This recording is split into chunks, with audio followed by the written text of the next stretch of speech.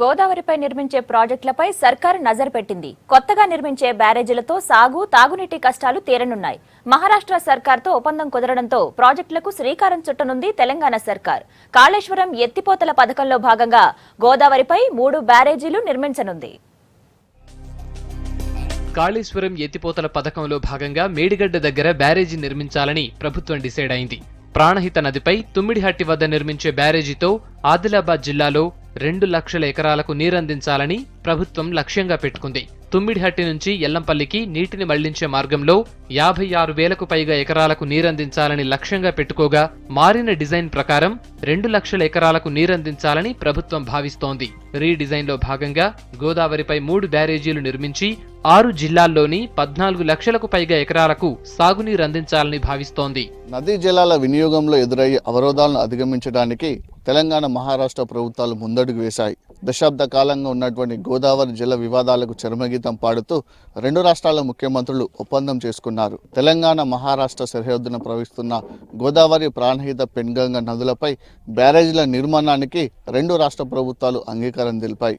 మహారాష్ట్రతో జరిగిన ఒప్పందంలో అతి కీలకమైనది కాళేశ్వర ఎత్తిపోతల పథకం. ఈ పథకంలో భాగంగా మేడిగడ్డ, అన్నారం, సుందీల వద్ద 3 బ్యారేజీల నిర్మాణానికి తెలంగాణ రాష్ట్ర ప్రభుత్వం సిద్ధమైంది. ఈ సందర్భంగా ఈ 3 బ్యారేజీల నిర్మాణం ఏ విధంగా జరగబోతుంది, వీటి వలన తెలంగాణ రాష్ట్రం ఏ విధంగా సస్యశ్యామలమవుతుందో తెలుసుకుందాం. కరీంనగర్ జిల్లాలోని మేడిగడ్డ, మహారాష్ట్రలోని పోచంపల్లి గ్రామాల మధ్య గోదావరిపై మేడిగడ్డ ప్రాజెక్టు నిర్మించాలని సర్కారు నిర్ణయించింది.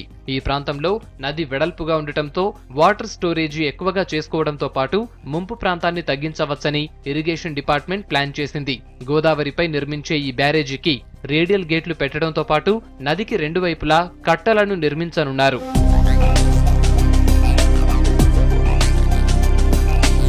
మేడిగడ్డతో పాటు మహదేవపూర్ మండలంలోని అన్నారం దగ్గర మరో బ్యారేజీ నిర్మించేందుకు ప్రభుత్వం పరిపాలనాపరమైన అనుమతులు మంజూరు చేసింది. కాటారం మండలం గుండ్రాతుపల్లి, ఊట్లపల్లి, పోచమ్మ ప్రాంతాల మధ్య అన్నారం బ్యారేజీని నిర్మించనుంది ప్రభుత్వం.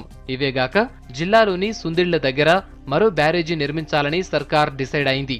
ఈ 2 బ్యారేజీలకు కూడా రేడియల్ గేట్లు అమర్చి 2 వైపులా కట్టలు నిర్మించనున్నారు. ఈ 3 బ్యారేజీల నిర్మాణానికి సీఎం మహారాష్ట్ర టూర్కు ముందే ఉత్తర్వులు జారీ అయ్యాయి.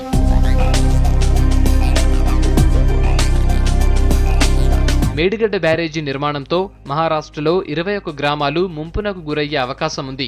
గతంలో తెలంగాణ, మహారాష్ట్ర ఇరిగేషన్ చీఫ్ ఇంజనీర్ల టీం ముంపు గ్రామాల ప్రజలతో మాట్లాడినప్పుడు బ్యారేజీ నిర్మాణానికి ముంపు బాధితులు ఒప్పుకోలేదు.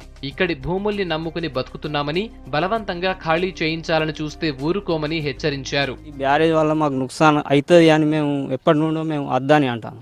అన్నా కూడా వాళ్ళు సర్వే తీసిండ్రు. సర్వే మేము వద్దని మొత్తుకున్న వాళ్ళు మళ్ళీ బయట నుంచి తీసిండ్రు. ఎట్లా తీసినా మాకు తెలియదు. అయితే మహారాజు పాలక మంత్రి ఆయన వచ్చి మీకు ఏమి నుక్సాన్ కాకుండా నేను మీకు దేనికైనా ముందటి నుండి విరోధిస్తా అని ఇట్లా మాకు హామీ ఇచ్చిండు. ఇచ్చిన తర్వాత మేము సపోర్ట్ చేయకున్నాం. అయితే మొన్న ఈ టీవీలో చెప్తాను దేవేంద్ర ఫడ్నవీస్ ఒప్పందాలు అయినాయి మొత్తం పోయేదానికి మేము సిద్ధంగా లేము. ఒకవేళ అట్లా కావాలనుకుంటే మాకు భూములు ఇవ్వాలి, ఒక ఇంటింటికి ఒక నౌకరాన్ని ఇవ్వాలి. అట్లయితే మేము వదులుతాం. బాధితులకు ఎక్కువగా నష్టం కలగకుండా ప్రాజెక్టు పనుల పూర్తికి ప్రభుత్వం చర్యలు తీసుకుంటోంది. ఈ 3 బ్యారేజీల నిర్మాణం పూర్తయితే వాటి పరిధిలోని ప్రజలకు తాగు, సాగునీటి అవసరాలు తీరనున్నాయి. గోదావరి నదిపై నిర్మించబోయే ప్రధానమైన మేడిగడ్డ బ్యారేజ్కి త్వరలోనే శంకుస్థాపన కూడా జరగనుంది. ఈ శంకుస్థాపన కార్యక్రమానికి రావాల్సిందిగా రాష్ట్ర సీఎం కేసీఆర్ మహారాష్ట్ర సీఎంను కూడా ఆహ్వానించారు. తెలంగాణ ప్రభుత్వం నిర్మిస్తున్నటువంటి ఈ ప్రాజెక్టుల వలన రాష్ట్ర రైతాంగం ఎంతో ఆశతో ఎదురు చూస్తున్నారు. ప్రాజెక్టులు పూర్తయి తమకు నీరు అందితే తమ బీడు భూములను సాగు భూములుగా మార్చుకోవచ్చని ఆశపడుతున్నారు. అయితే ఈ ప్రాజెక్టులతో ముంపునకు గురయ్యే ముంపు ప్రాంత ప్రజలు మాత్రం కాస్త ఆందోళన చెందుతున్నారు. తమ భూములను, తమ ఇండ్లను వదులుకొని ఎలా బతికేదని ప్రశ్నిస్తున్నారు. గతంలో జరిగినట్టుగా కాకుండా పూర్తి స్థాయిలో నష్టపరిహారము, పునరావాసం కల్పిస్తే రాష్ట్ర ప్రభుత్వాన్ని సహాయపడడానికి సిద్ధమని కూడా తమ అభిప్రాయాన్ని వ్యక్తం చేశారు. కరీంనగర్ జిల్లా కాళేశ్వరం నుంచి కెమెరా పర్సన్ రవితో కలిసి రాజు పటేల్, V6 న్యూస్.